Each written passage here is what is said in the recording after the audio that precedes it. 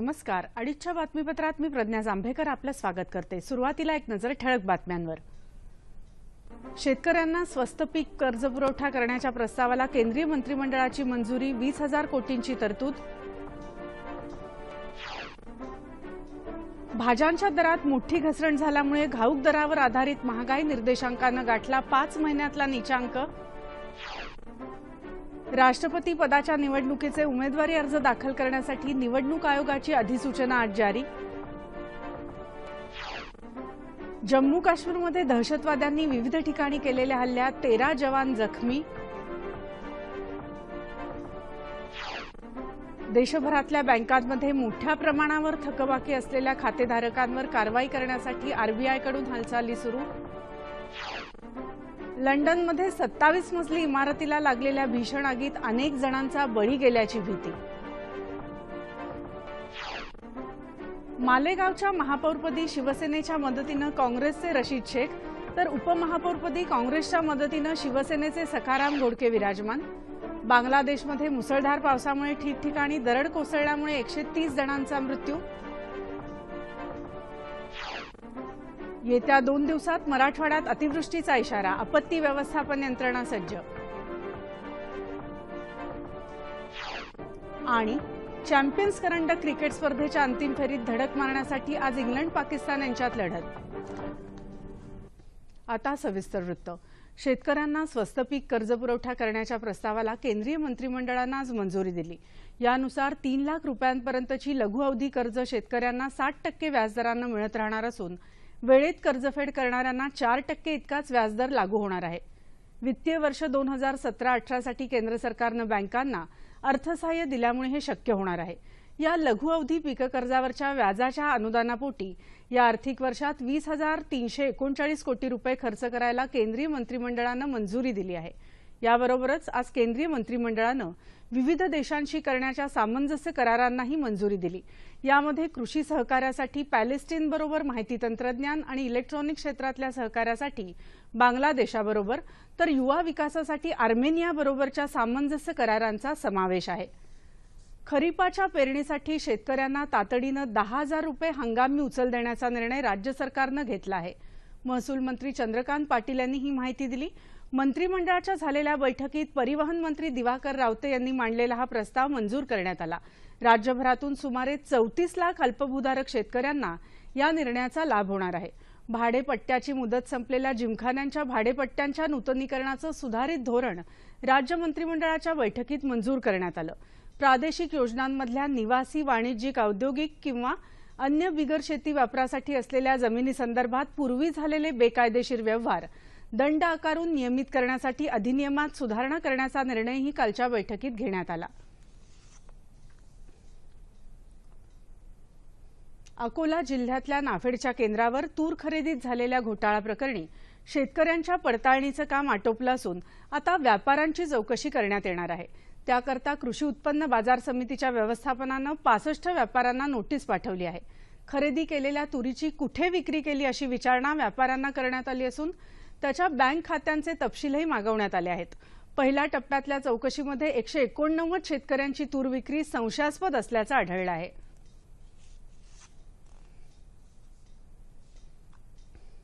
शेतकऱ्यांना कर्जमाफी देण्याच्या निर्णयाची प्रत्यक्ष अंमलबजावणी तातडीनं न झाल्यास 26 जुलैला तीव्र आंदोलन करण्याचा इशारा सत्यशोधक ग्रामीण कष्टकरी सभेचे अध्यक्ष किशोर ढमाले यांनी दिला आहे. शेतकरी सुकाणू समितीच्या वतीनं काल धुळ्यात झालेल्या पत्रपरिषदेत ते बोलत होते. शिष्टमंडळानं राज्य सरकारकडे 39 मागण्यांचं निवेदन दिलं आहे. त्यातल्या काही मागण्यांवर अजून निर्णय झालेला नाही. तो लवकर मिळावा अशी अपेक्षा असल्याचं ते म्हणाले.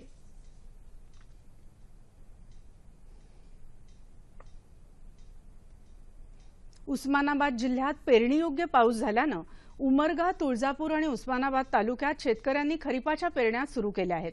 खरीप हंगामासाठी महाबीटसह विविध कंपन्यांचं 35,508 मेट्रिक टन बियाणं उपलब्ध करून देण्यात आलं आहे. घाऊक किमतीवर आधारित चलन फुगवट्याचा दर मे महिन्यात 5 महिन्यातल्या नीचांकावर पोहोचला आहे. भाज्यांच्या दरात मोठी घसरण झाल्यामुळे महागाईचा दर कमी झाला आहे. एप्रिलमध्ये 3.85% असलेला हा दर मे मध्ये 2.17% झाला. मे मध्ये किरकोळ भावावर आधारित महागाई निर्देशांक अनेक वर्षांच्या नीचांकावर पोहोचल्याच्या पार्श्वभूमीवर आज हे दर जाहीर झाले आहेत। कडधान्य, डाळी, अंडी, मटण आणि माशांच्या दरातही घट झाली आहे। राष्ट्रपती पदाच्या निवडणुकीचे उमेदवारी अर्ज दाखल करण्यासाठी निवडणूक आयोगाने आज अधिसूचना जारी केली। राष्ट्रपती पदासाठी 17 जुलैला निवडणूक होणार आहे। या निवडणुकीची मतमोजणी 20 जुलैला होईल। मात्र ही निवडणूक बिनविरोध व्हावी यासाठी भाजपा प्रयत्न करत आहे। राष्ट्रपती पदाच्या उमेदवाराबाबत सर्व पक्षांमध्ये सहमती निर्माण करण्यासाठी लोकशाहीची भावना लक्षात घेऊन चर्चा करणार असल्याचं भाजपाने म्हटलंय। या मुद्द्यावर सर्व पक्षांशी विचारविनिमय करण्यासाठी 3 सदस्यांची समिती स्थापन करण्याची घोषणा भाजपाने केली होती। भाजपा अध्यक्ष अमित शहा यांनी या समितीचे सदस्य अरुण जेटली आणि व्यंकय्या नायडू यांची काल नवी दिल्लीत भेट घेतली। दुसरीकडे विरोधी पक्ष या संदर्भात बैठक घेऊन आपली रणनीती आज निश्चित करणार आहेत। राष्ट्रपती प्रणव मुखर्जी यांचा कार्यकाळ 24 जुलैला संपत आहे।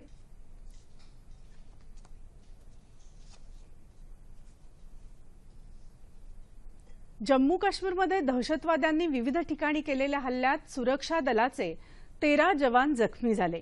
पुलवामा जिल्ह्यात त्राल भागात असलेल्या सीआरपीएफच्या तळावर दहशतवाद्यांनी ग्रेनेड फेकले। या हल्ल्यात सीआरपीएफचे 10 जवान जखमी झाले, तर अनंतनाग जिल्ह्यात एका निवृत्त न्यायाधीशाच्या निवासस्थानाबाहेर तैनात असलेल्या सुरक्षा दलाच्या जवानांवर दहशतवाद्यांनी गोळीबार केला। या हल्ल्यात 2 जवान जखमी झाले। यावेळी या जवानांकडे असलेल्या 4 रायफली या दहशतवाद्यांनी पळवल्या। पुलवामा जिल्ह्यात पडगामपोरा या ठिकाणी असलेल्या सीआरपीएफच्या तळावर तिसरा हल्ला झाला। मात्र या ठिकाणी फेकलेला ग्रेनेड हवेतच फुटल्याने कोणीही जखमी झालं नाही।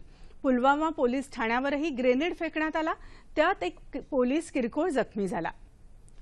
जम्मू काश्मीरमध्ये राजौरी जिल्ह्यात नियंत्रण रेषेवर आज पाकिस्तानने पुन्हा शस्त्रसंधीचं उल्लंघन केलं। बिंबर गली आणि नौशेरा क्षेत्रामध्ये पाकिस्तानी लष्कराने उखळी तोफांचा मारा केला आणि स्वयंचलित शस्त्रांनी गोळीबार केला। भारतीय लष्कराच्या चौक्या आणि नागरी वस्त्यांना लक्ष्य करून हा मारा करण्यात आला। पहाटे 5 वाजल्यापासून गोळीबाराला सुरुवात झाली आणि अधूनमधून मारा सुरूच राहिला अशी माहिती लष्कराच्या सूत्रांनी दिली। या गोळीबाराला लष्कराच्या जवानांनी चोख प्रत्युत्तर दिलं। काश्मीरमधल्या आर्थिक दुर्बल स्तरातल्या विद्यार्थ्यांसाठी लष्कराकडून चालवल्या जाणाऱ्या काश्मीर सुपर 30 या शैक्षणिक प्रशिक्षण कार्यक्रमात विद्यार्थ्यांनी आयआयटी आणि एनआयटी सारख्या उच्च शिक्षण संस्थांमध्ये प्रवेश मिळवला आहे। या कार्यक्रमांतर्गत 40 विद्यार्थ्यांना प्रशिक्षण दिलं जात होतं। 35 मुलं श्रीनगरमध्ये तर 5 मुली दिल्लीत प्रशिक्षण घेत होती। यापैकी 26 मुलं आणि 2 मुली आयआयटीच्या संयुक्त प्रवेश परीक्षेत पात्र ठरल्या आहेत, तर 9 विद्यार्थ्यांना प्रतिष्ठेच्या आयआयटीमध्ये प्रवेश मिळाला आहे। कार्मिक राज्यमंत्री जितेंद्र सिंह यांनी या विद्यार्थ्यांचा नवी दिल्ली इथं सत्कार केला। लष्कराच्या योगदानाचीही त्यांनी यावेळी प्रशंसा केली। देशभरातल्या बँकांमध्ये मोठ्या प्रमाणावर थकबाकी असलेल्या खात्यांवर कारवाई करण्यासाठी रिझर्व्ह बँकेने पावलं उचलली आहेत। प्रत्येकी 5000 कोटी रुपयांहून अधिक थकबाकी असलेल्या 12 खात्यांची माहिती रिझर्व्ह बँकेने विविध बँकांमधून मागवली आहे। या खात्यांवर दिवाळखोरी कायद्याअंतर्गत कारवाई करण्याचे निर्देश बँकेकडून जारी होण्याची शक्यता आहे। या 12 खात्यांच्या थकबाकीचे प्रमाण देशातल्या एकूण थकीत कर्जाच्या 25% आहे। सध्या देशभरातल्या बँकांवर 8 लाख कोटी रुपयांच्या थकीत कर्जाचा बोजा असून त्यामध्ये सार्वजनिक क्षेत्रातल्या बँकांच्या 6 लाख कोटी रुपये कर्जाचा समावेश आहे।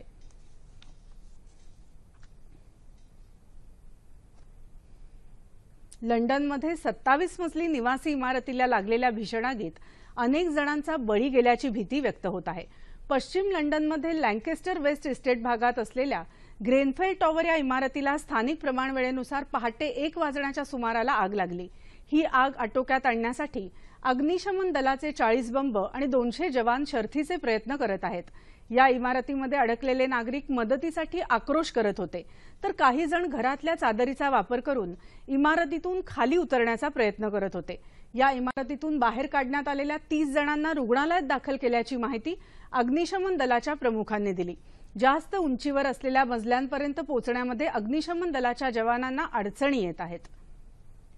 आदरातिथ्य क्षेत्रातल्या आंतरराष्ट्रीय पातळीवर एअरबीएनबी ही कंपनी आणि राज्य शासनाचा पर्यटन विभाग यांच्यामध्ये मुख्यमंत्री देवेंद्र फडणवीस यांच्या प्रमुख उपस्थितीत सामंजस्य करार करण्यात आला।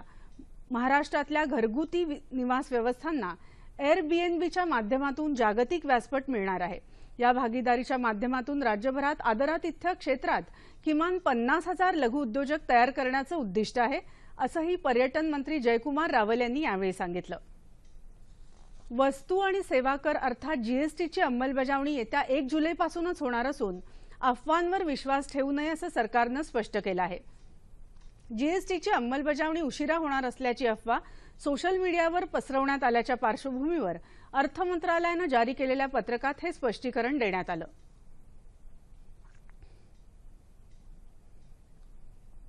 नाशिक जिल्ह्यातल्या मालेगावच्या महापौरपदी काँग्रेसचे रशीद शेख यांची आज निवड झाली, तर उपमहापौरपदी शिवसेनेचे सखाराम घोडके हे विजयी झाले। महापौर पदाच्या निवडणुकीत शिवसेनेनं काँग्रेसला पाठिंबा दिल्यानं शेख 41 मतं मिळवत विजयी झाले। राष्ट्रीय जनता दलाचे नबी अहमद यांना 34 मतं मिळाली, तर एमआयएमचे 7 सदस्य तटस्थ राहिले आणि भाजपाचे 2 सदस्य गैरहजर राहिले। उपमहापौर पदाच्या निवडणुकीत काँग्रेसच्या 28 नगरसेवकांच्या पाठिंब्यामुळे शिवसेनेचे घोडके विजयी झाले। या निवडणुकीत जनता दल आणि राष्ट्रवादी काँग्रेसचे उमेदवार मनसूर अहमद यांना 27 मतं मिळाली, तर एमआयएम आणि भाजपाचे प्रत्येकी 7 सदस्य तटस्थ राहिले। या निवडणुकीतून भाजपाचे उमेदवार सुनील गायकवाड यांनी माघार घेतली। केंद्र सरकारनं नुकत्याच जाहीर केलेल्या उडान सेवेअंतर्गत सोलापुरात डेक्कन चार्टर कंपनी सप्टेंबरच्या पहिल्या आठवड्यापासून मुंबईसाठी विमानसेवा सुरू करणार आहे। सायंकाळी 6:10 मुंबईकडे झेपावणारं विमान अवघ्या 65 मिनिटात मुंबईत गाठेल, पण सायंकाळची वेळ सोलापूरकरांसाठी गैरसोयीची ठरणार असून त्याऐवजी सकाळची सेवा असावी असा आग्रह औद्योगिक व्यावसायिक क्षेत्राचा आहे। डेक्कन चार्टर सोलापूरसह नाशिक, पुणे, जळगाव, कोल्हापूर, औरंगाबाद आदी शहरातून विमानसेवा सुरू करत आहे। त्याचं वेळापत्रक जाहीर केलं आहे। लातूर जिल्ह्याच्या चाकूर तालुक्यातल्या धनगरवाडी इथल्या एका महिला आणि अल्पवयीन मुलीवर करणी भानामतीच्या नावानं आघोरी अत्याचार करण्यात आल्याप्रकरणी जादूटोणा विरोधी कायद्याअंतर्गत 4 आरोपींना अटक करण्यात आली आहे। आज जागतिक रक्तदाता दिन। ऑस्ट्रेलियाच्या डॉक्टर कार्ल लँडस्टेनर यांनी 14 जून म्हणजेच आजच्या दिवशी मानवी रक्तगटाचा शोध लावला, म्हणून हा दिवस साजरा केला जातो। जास्तीत जास्त लोकांनी रक्तदान करून रक्तपेढ्यांमध्ये मुबलक रक्तसाठा उपलब्ध व्हावा यासाठी जनजागृती करणं हा त्यासाठीचा उद्देश आहे। रक्तदान करा, आत्ताच करा आणि सातत्यानं करा हे यंदाचं घोषवाक्य आहे।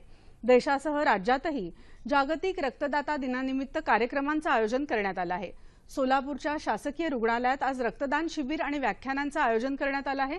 तसंच बी ब्लॉक पोस्टर प्रदर्शनही भरवण्यात आलं आहे। एकदा रक्तदान केल्यास त्याचा फायदा 4 रुग्णांना होतो, म्हणून सर्वांनी रक्तदान करावं असं आवाहन अधिष्ठाता डॉक्टर सुनील घाटे यांनी यावेळी केलं। रक्तदान करणाऱ्या रक्तदात्यांचा यावेळी सत्कार करण्यात आला। रक्तदात्यांमध्ये जनजागृती करण्यासाठी बुलढाणा जिल्हा सामान्य रुग्णालयाच्या वतीनं रॅली काढण्यात आली। यावेळी रक्तदान शिबिर आयोजित करण्यात आलं होतं। रक्तदान केलेल्यांना यावेळी प्रमाणपत्र वाटण्यात आलं। तसंच रक्तदान करा असं आवाहन डॉक्टर शीतल सोलके यांनी यावेळी केलं।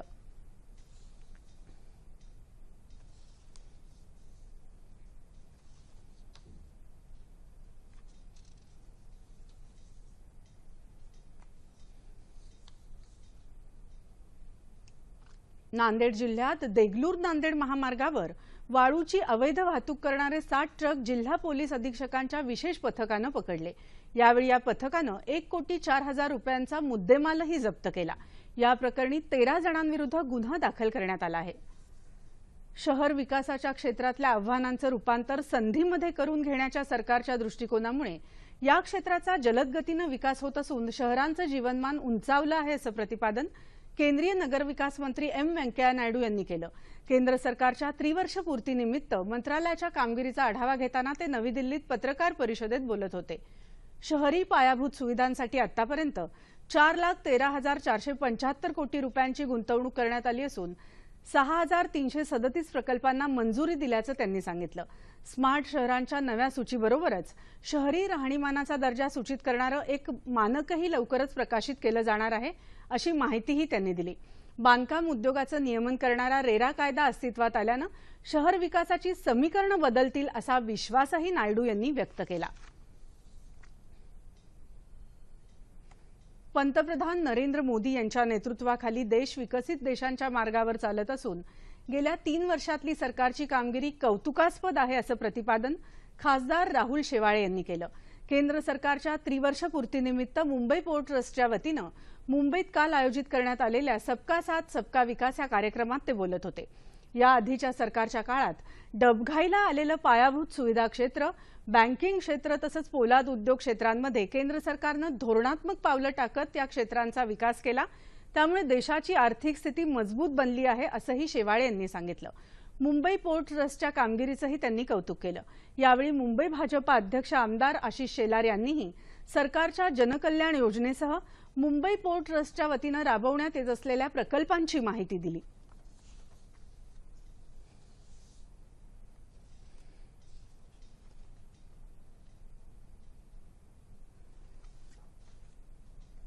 शेती तंत्रज्ञानाच्या प्रसारातून शेतीची प्रगती घडवून आणण्यात मुंबई दूरदर्शन केंद्र आणि आकाशवाणीचं महत्त्वाचं योगदान आहे।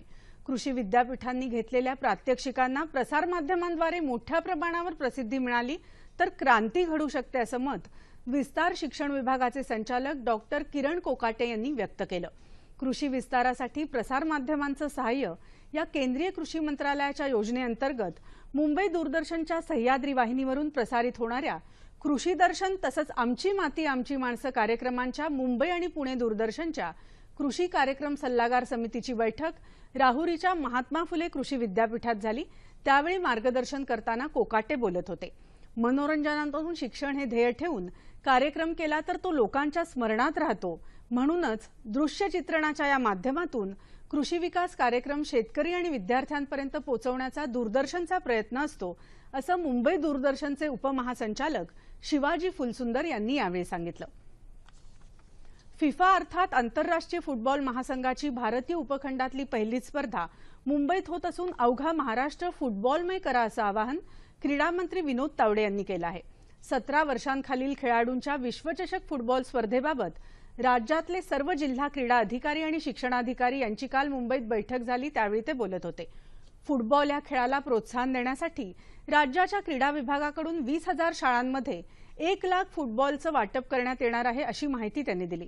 29 ऑगस्ट या दिवशी राज्यभरातले 10 लाख विद्यार्थी या उपक्रमात सहभागी होणार आहेत। प्रत्येक तालुक्यामध्ये आमदार चषक स्पर्धा भरवली जाणार आहे असं तावडे यांनी सांगितलं।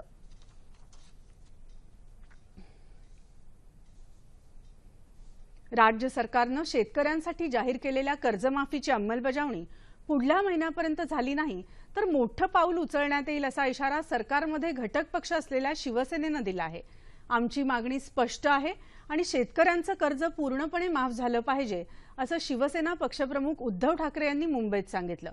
राज्यात विविध ठिकाणी शेतकऱ्यांची भेट घेतल्यानंतर मुंबईत आल्यावर ते वार्ताहरांशी बोलत होते।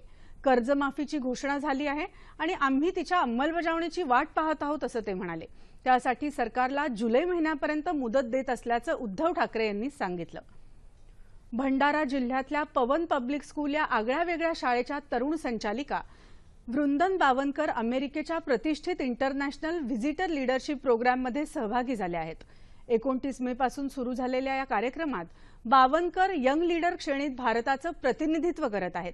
1940 पासून चालणाऱ्या या वार्षिक प्रशिक्षण कार्यक्रमासाठी देशोदेशीच्या अमेरिकन दूतावासामार्फत त्या देशातल्या सुयोग्य व्यक्तींची निवड करून नामांकन केलं जातं।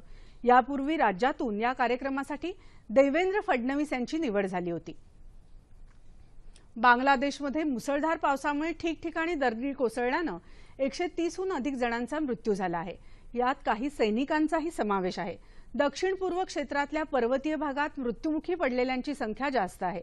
तसंच रंगमाती जिल्ह्यातही 100हून अधिक जणांचा बळी गेला आहे। मृतांचा आकडा वाढण्याची शक्यता असून मदत आणि बचाव कार्य सुरू आहे। दरम्यान पंतप्रधान नरेंद्र मोदी यांनी ट्विटरद्वारे मृत पावलेल्यांबद्दल दुःख व्यक्त करत बांगलादेशला सर्वतोपरी मदत करू असंही ट्विटरवरून सांगितलं आहे। हवामान वृत्त। ईशान्य भारताला मुसळधार पावसानं झोडपलं आहे। मिझोराममध्ये झालेल्या पुरात 8 जणांचा मृत्यू झाला असून काही जण बेपत्ता आहेत। पुरामुळे 350 घरं पाण्याखाली गेली आहेत तर मिझोरामला आसामशी जोडणारा राष्ट्रीय राजमार्ग बंद पडला आहे। राज्यात अमरावती जिल्ह्यात आणि नागपूरमध्ये मुसळधार पाऊस झाला तर अकोल्यात रात्री विजेच्या कडकडाटासह पावसानं दमदार हजेरी लावली। उस्मानाबादमध्येही पहाटे सुमारे 2 तास जोरदार पाऊस झाला। येत्या 2 दिवसात मराठवाड्यात अतिवृष्टीचा इशारा देण्यात आला आहे। या काळात नागरिकांनी विशेषतः शेतकऱ्यांनी सावधगिरी बाळगावी तसंच आपत्ती व्यवस्थापन यंत्रणेनं सज्ज राहावं अशा सूचना प्रशासनानं दिल्या आहेत। येत्या 24 तासात कोकण आणि मध्य महाराष्ट्रात तुरळक ठिकाणी मुसळधार पाऊस पडण्याचा अंदाज हवामान विभागानं दिला आहे।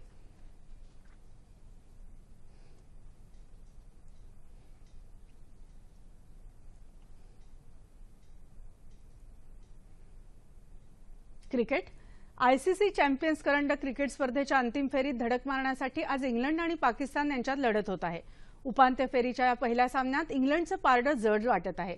आतापर्यंत या स्पर्धेत इंग्लंड अपराजित आहे, तर दुसरीकडे पहिल्याच सामन्यात भारताकडून सपाटून मार खाल्ल्यानंतर पाकिस्ताननं आपली कामगिरी उंचावली। मात्र त्यांच्या कामगिरीत सातत्य नसल्यानं या फेरीत इंग्लंडच्या कडव्या आव्हानांचा सामना पाकिस्तानला करावा लागणार आहे। फुटबॉल बंगळुरू इथं सुरू असलेल्या आशियाई फुटबॉल स्पर्धेतल्या पात्रता फेरीत भारताचा कर्णधार सुनील क्षेत्रीनं शानदार गोल करत किर्गिझिस्तानवर 1-0 मात करत विजय मिळवला।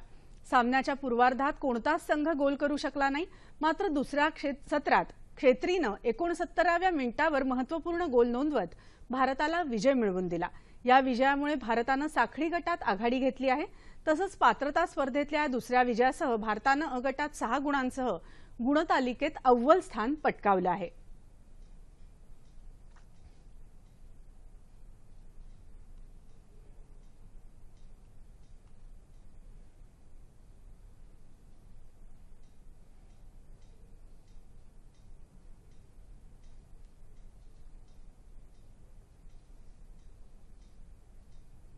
ठळक बातम्या पुन्हा एकदा।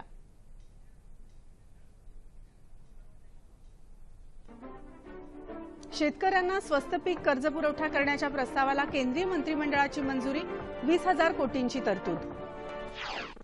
भाज्यांच्या दरात मोठी घसरण झाल्यामुळे घाऊक दरावर आधारित महागाई निर्देशांकानं गाठला 5 महिन्यातला नीचांक। राष्ट्रपती पदाच्या निवडणुकीचे उमेदवारी अर्ज दाखल करण्यासाठी निवडणूक आयोगाची अधिसूचना आज जारी। जम्मू काश्मीरमध्ये दहशतवाद्यांनी विविध ठिकाणी केलेल्या हल्ल्यात 13 जवान जखमी। देशभरातल्या बँकांमध्ये मोठ्या प्रमाणावर थकबाकी असलेल्या खातेधारकांवर कारवाई करण्यासाठी आरबीआयकडून हालचाली सुरू। लंडनमध्ये 27 मजली इमारतीला लागलेल्या भीषण आगीत अनेक जणांचा बळी गेल्याची भीती। मालेगावच्या महापौरपदी शिवसेनेच्या मदतीनं काँग्रेसचे रशीद शेख, तर उपमहापौरपदी काँग्रेसच्या मदतीनं शिवसेनेचे सखाराम घोडके विराजमान। बांगलादेशमध्ये मुसळधार पावसामुळे ठिकठिकाणी दरड कोसळल्यामुळे 130 जणांचा मृत्यू। येत्या 2 दिवसात मराठवाड्यात अतिवृष्टीचा इशारा, आपत्ती व्यवस्थापन यंत्रणा सज्ज। आणि चॅम्पियन्स करंडक क्रिकेट स्पर्धेच्या अंतिम फेरीत धडक मारण्यासाठी आज इंग्लंड पाकिस्तान यांच्यात लढत। याबरोबरच हे बातमीपत्र संपलं। पुन्हा भेटूया संध्याकाळी 5 वाजता सह्याद्री वाहिनीवर।